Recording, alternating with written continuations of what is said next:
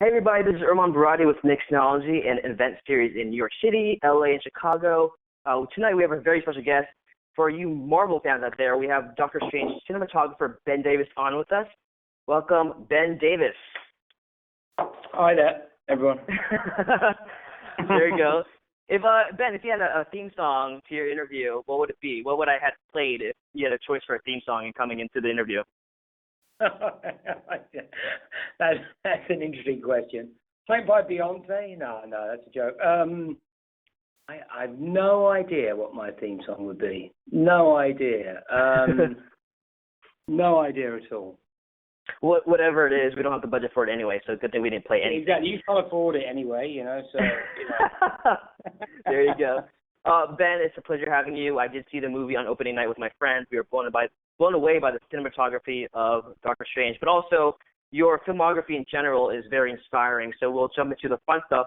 But for the most trivial question of all time, we'd love to know what caused your interest in cinematography in the first place. Were you always on the path to entertainment, or did you start off with something else that kind of led to a career in cinema? No, I started a career in the camera department when I was 18, so quite young. I came out of school. I left school quite young. I didn't go to university. I didn't go to art school. I started working. My father was a cinematographer, so there's the interest. And I started working.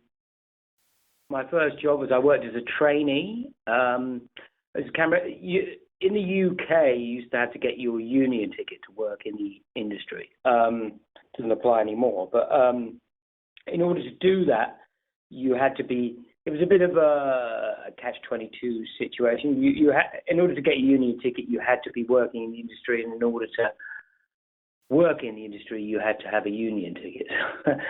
So there were a couple of very small words, and I worked as a camera trainee. The first thing I worked on was a film called Insignificance, which was a Nick Rogue movie, funnily enough. That was my first job. And then I got a job at a camera rental house, and I worked my way up, got my union ticket, and then I went out and worked my way up through the various departments and through the various grades in the camera department. Oh, perfect. I have to ask you, because we're in the age of DSLR cameras and YouTube and Snapchat, and obviously when you started off, the landscape was much different when it came to shooting film. And nowadays, literally anyone can point and shoot a camera. But in your eyes, when can you officially call yourself a DP? Yes. Well, you just go out and buy a 5D and you're there. No, I don't know. When can you call yourself a DP? When you think you want to? That's a very good question. I think the role of a DP is your sort of skills span several departments for a start. Both camera and electric and grips. When you're a cinematographer, as a DP, you're in charge of all those departments. So there's a bit of a difference between being a DP and a cinematographer in a way. But I think you can call yourself a cinematographer whenever you want. Okay. If you're out there shooting stuff, you're a cinematographer. And do you believe training, lends to that? Do you believe that you have to go to school to be an official cinematographer? You don't have to go to school. You can learn that. I didn't go to a film school. I worked at the film school as a camera assistant on some of their graduation films when I was starting out. You have to go through the schooling process. It's like any profession. I think, it takes a long time to acquire the skills you require, that are needed. I'm still learning now, and I've been doing it a long time. So, you never stop learning. I think that's absolutely true. Absolutely. So, and you don't have to. There are many routes into the role of cinematographer. You can come from. I know cinematographers who come from stills photography, have come from the electrical side, who have been great gaffers and are now cinematographers. You can come from the camera department. You can come straight out of film school. So there are many routes into the profession. Absolutely. Very, very cool. But then I think a lot of us here are in love with the Marvel canon. Talk about landing the gig for Guardians. I believe that's the first Marvel film you shot. Please talk about landing the gig for Guardians and how that first film helped you acquire 2 more Marvel blockbusters. I guess I did a good job. That's the basis of it, yeah. You know, I'm a hard worker. You know, I mean, think about the Marvel movies. Is they're tough. You know, they're pretty brutal in terms of schedule and in terms of what you have to handle.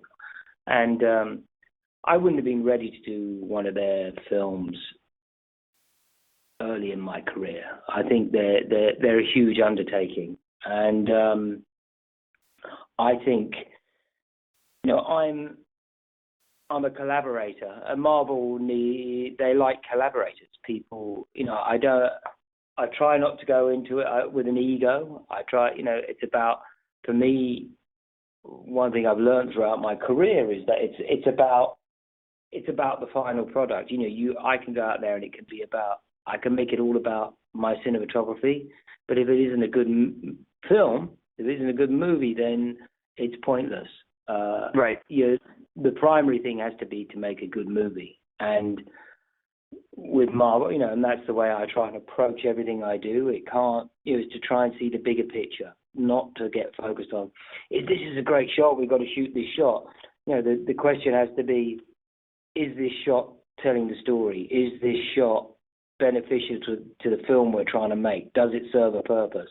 Right. You know, and I think Marvel appreciate you if you work along those. Everyone within the Marvel network, all those people who make the films from Kevin Feige downwards, you know, everybody works to that principle.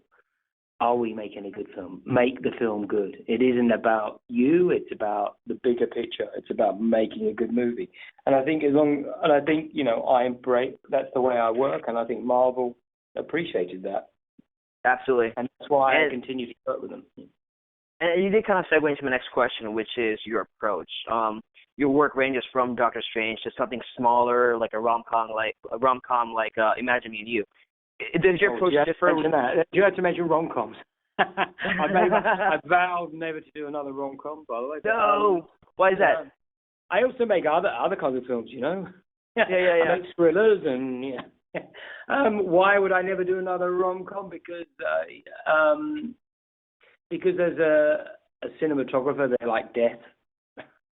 Oh. What can I say? I mean, you know, the thing about rom-com is, you know, as a cinematographer, I'm interested in, you know, for me, in order for there to be light, there needs to be dark. You know, you can't have one without the other, you know. Right. And I just think with rom-coms, you get sent down this route where, you know, in my experience with them, it's like, it has to be bright. If it's not bright and you can't see everything, it's not funny. And I just found that whole approach rather excruciating. So rom-coms are, you know, that's another subject. So I consciously try and avoid the rom-com now in my career. Right.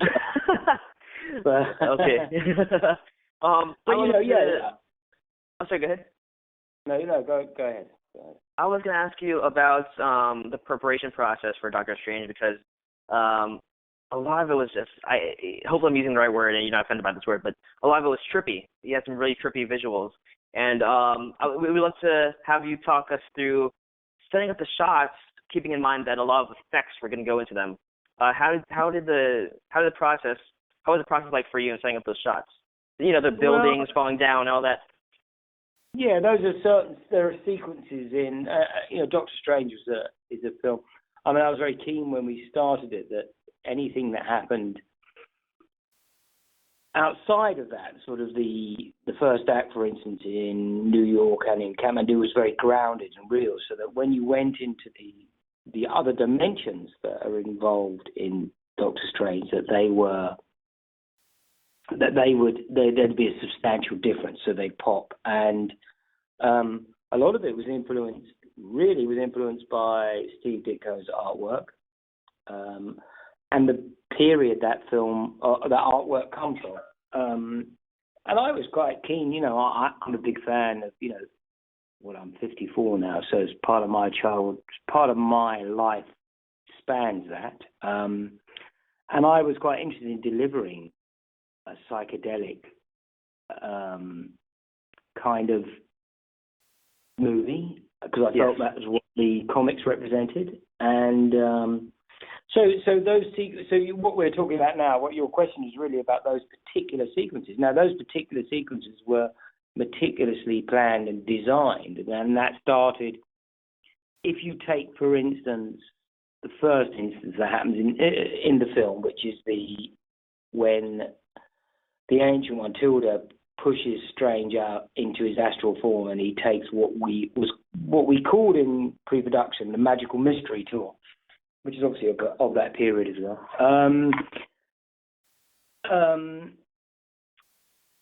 It was most of the design, most of that sequence looks like it does because it was designed in pre-production, right, with a lot of concept work which came through Charlie Wood and the art department, and from the original source material from Steve Ditko.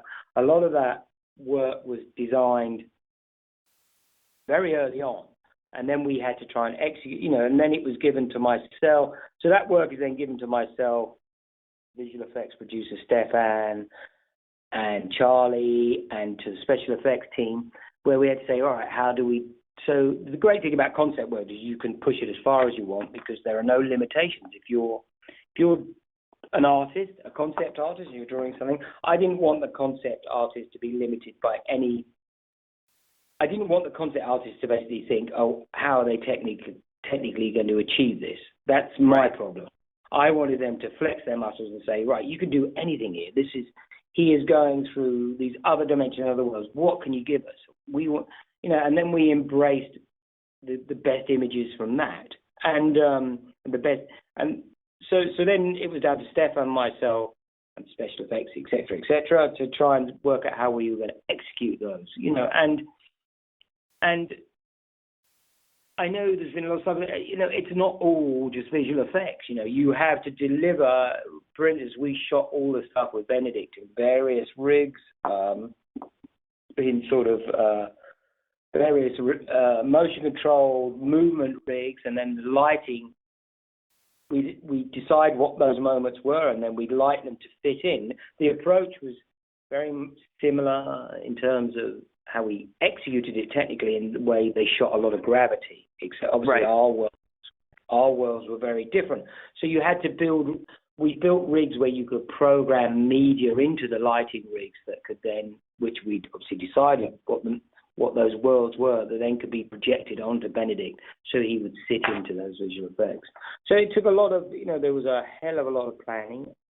In terms of the technicality, Strange was probably the hardest movie I've done for those various reasons. My next question for you. What I'm saying is, it's not by chance that stuff looks good. A lot of it was. It took a lot. It's not sort of we went into post production and said, "Hey, what should we try this?" No, all the elements were put together well in advance. That preparation was definitely key here, and you can see that in the final product. So I was going to ask you the next question was actually a two-parter. What was the most difficult shot, and what was your most favorite shot of the entire film? The most difficult, I won't say a particular shot, but the most difficult sequence was definitely the Hong Kong sequence. Okay. Because you've got a sequence where your main protagonists are moving forward and the rest of the world is moving in reverse. Yeah. Not only is it moving in reverse, but it's slowing down and stopping and then going forward. So it's shuttling basically between forwards and backwards motion. And in order to do that, the technicality is to achieve that well. And there are shots in it where the camera is also moving, and things have to be shot in various passes. So technically, that was the most difficult sequence because every shot required, and we used, and it wasn't one technique fits all for that sequence. There were various techniques. Almost every shot had a different set of rules applied to it and how it had to be executed, including high-speed cinematography, motion control work, multiple passes, etc., etc. So that was the most challenging sequence. And it was something that was sort of basically, while we were shooting, we were working on that sequence in previs, etc., in pre-production. So It took a lot of work to get us there. Particular favourite shot, I don't know. Without giving too much of a spoiler away, my favourite shot of the film is not in the film. There you go. Oh, wow. My favourite scene, we had this wonderful scene with Chiwetel and Benedict, which was shot in the long corridor within New York Sanctum. And I think that was my favourite scene photographically, but it didn't make the movie. So no. You go. Yeah, it didn't make. Maybe maybe it will be on the DVD extras. Yes, sir. The DVD. Yeah, we can't wait for the DVD for sure, and try to see all the behind the scenes. And I would love to see in more in depth and physically how it was shot. So we can't wait for the DVD in a few months. So I would love to know what attracts you to the project. I know you talked about story early on, but if someone dropped a script, on your desk, what attracts you to a project? Well, the script. It's all about the script for me. And I mean, Strange was slightly different because I was attracted to, when we were shooting Avengers, there were several other Marvel properties that were going to be shot at the same time or after or before, which I talked to them about. But Strange interested me more than any of the others because of, well, just basically because of what Strange is, and because of, I knew it was going to be a film like it is. I knew that visually it was going to be the most challenging and the most interesting. So Strange attracted me most for that. I'm sorry, I've sort of wandered off there. What was the original question? No worries. What attracts you to a project? If it is the script, what about the script? Outside of that, it's first and foremost it's the script, but it can also be the director. It's script or director. For instance, my next film is all about the director. Because I haven't seen the script yet, but I've signed on to the film because of the director. But there are other films, but mostly it's the script. The first thing that will happen is they'll come and say, "Are you interested in doing so and so?" And they'll send me the script, and I'll read the script. And it has to be about first and foremost, yeah. Absolutely. Callers, we do have a few more questions before we hop on the Q&A, so make sure your questions are ready. Ben, my next question for you is actually more so for the cinematographers listening. With all the platforms out there nowadays, how does a cinematographer stand out to be discovered? How does a cinematographer stand out to be discovered? Yes, sir. Just by the quality of your work, I suppose, and picking the right things. It can be something small, it can be something big. It doesn't really matter. But I think when new cinematographers, I watch a lot of material, and when I watch a lot of movies, and when I do, the good cinematographers stand out. I think there's no doubt about that, and you see it in their work. And I've seen. Maybe I'll be watching a short film and I'll go, whoa, wait a minute, who's shot this?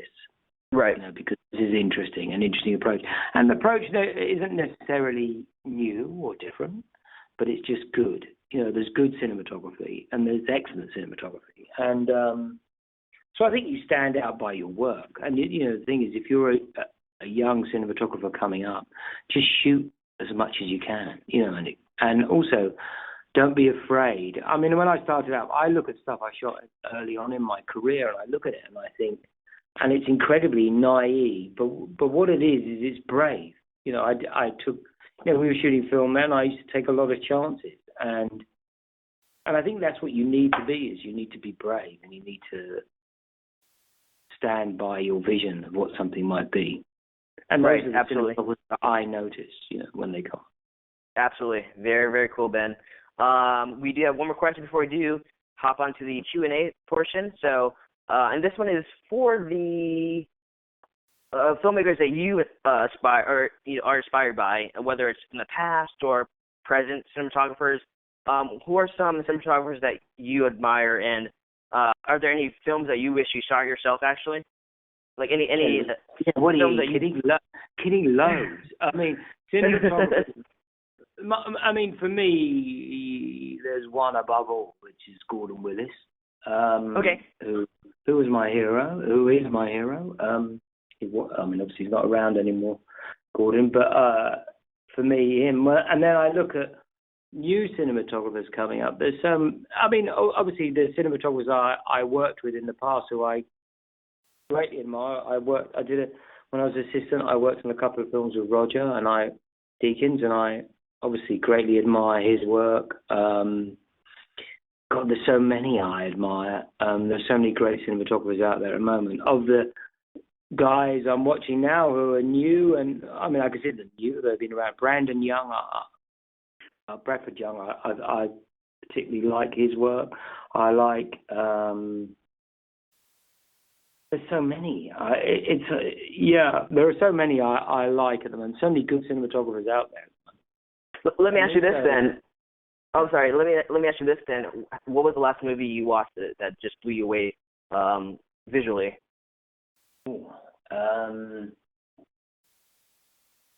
Yes, that's a good question. That blew me away. I might have to think about that one because I have to be careful about what I pick because there's been a lot that. There's been a lot that I've looked at that I thought, I thought Ain't Them Bodies Saints, I thought was... Okay, yeah. Really a little indie film, right? Is that, and that kind of... I look at a lot of Carol. I look at a lot of times I look at films, you see, I appreciate the indie films because I shoot both the big movies and the indie movies. I know the challenges of the independent movies where you're fighting against time and budget. And so when I'm looking at films and when I'm voting for awards, I'll always try and bear that in mind because you realize that, when you're making a film for, under $10 million, you're up against it from before you even start because you're up against the schedule and time and money.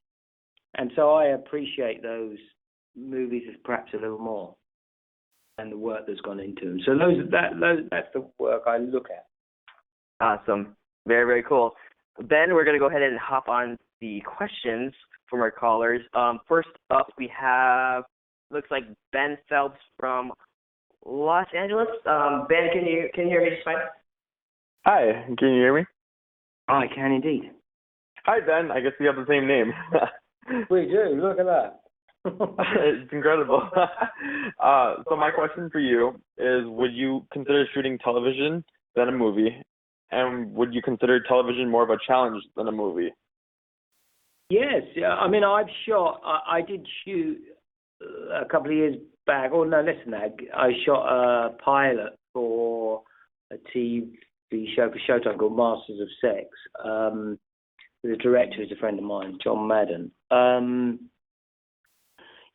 think absolutely. I think some of the best work out there at the moment is in, sort of the better quality television that's out there, the miniseries. I think there's some of the best work being done. And it's funny because there was a time when I was a young cinematographer, some of the best work at that time was done in commercials and pros. That's not the most interesting work and the experimental work was being done in those arenas. I think now that is television. So of course I would, yes, absolutely. Thank you so much, Ben. No problem. All right, I'm going to do something really risky, y'all, and I am going to unmute everybody. So if you do have a question, please just go ahead and put it out there, but don't jump all at once. So if you have a question, please go ahead and ask Ben Davis. Hello. Hello. Hello. Hi, my name is Aaron Von Buzik. I'm from Virginia Beach, Virginia. First of all, thank you both so much for setting this up. This is pretty cool to hear your perspective on things like this. my question is, I wanted to ask what you expect or what you would like to receive from your directors, especially when it comes to pre-production. I'm sure that there's some specific things there that you've honed over the years that you know will add to a successful production. Yeah, I think what you need from your director in pre-production is you need time.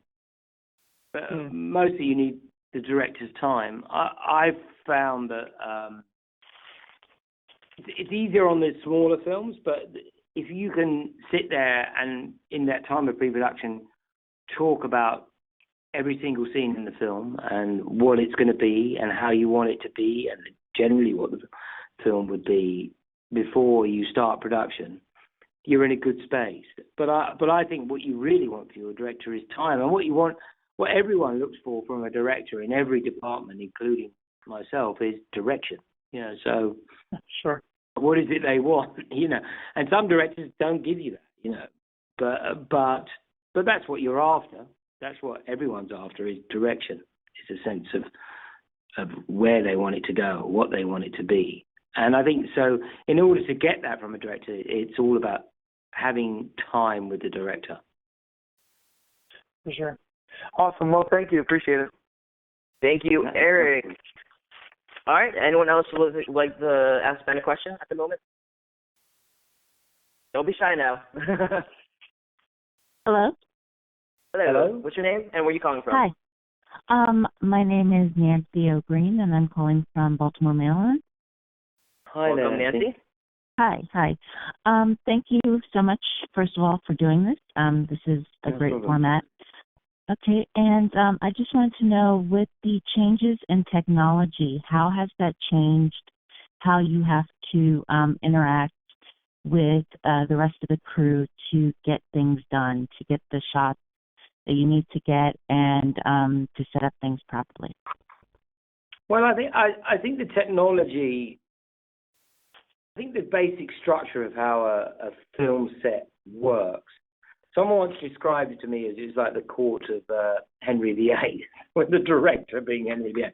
But there is a structure to the film set that has been built over time that works. And I think no matter what technology comes in, I don't think that structure basically changes.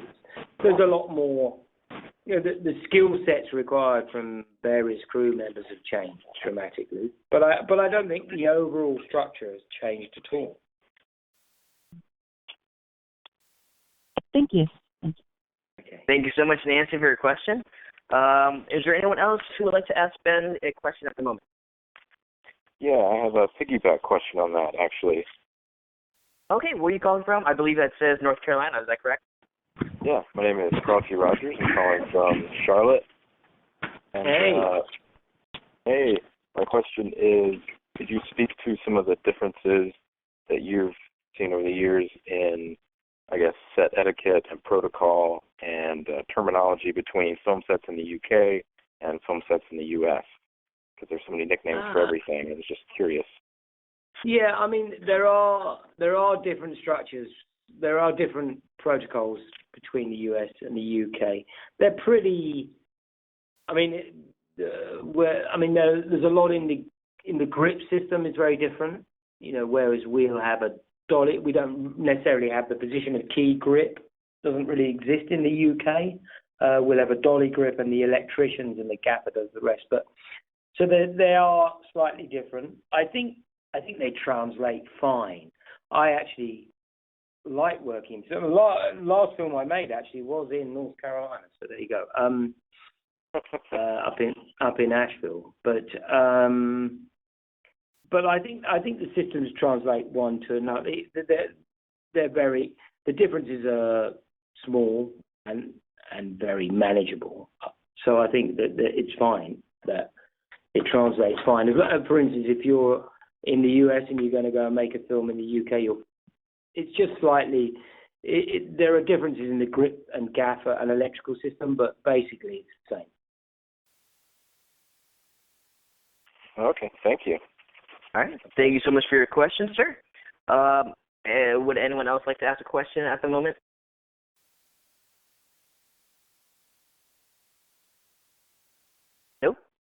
5, That's 4, me up 3. Yeah. 5, 4, 3, 2, 1. Oh, okay. I guess that is all for today. Ben, do you have any pages you'd like to share, whether it's your official website or maybe do you have any social media pages you can share, Twitter, Facebook, Instagram? I have to be honest, I don't do social media. It's kind of a rule I have about not doing social media. But I have a website, but it's really boring. So no, I don't. No worries. Are you able to share with us what's next for you? Yes, I think I can. Yes, I think I've done my deal and it's been announced. I'm about to shoot a Tim Burton movie. Oh, wow. Yeah. And I can't say any more than that. And that's enough for us, Ben. Thank you all for joining us today. You can find us on Twitter and Instagram at MixKnowledgy. If you're in LA, you'll find us next Thursday at Fonda Theater producing the after party for the Hollywood Music and Media Awards. So you can catch that next Thursday on November 17th. Thank you for tuning in, everybody, and we will see you next week.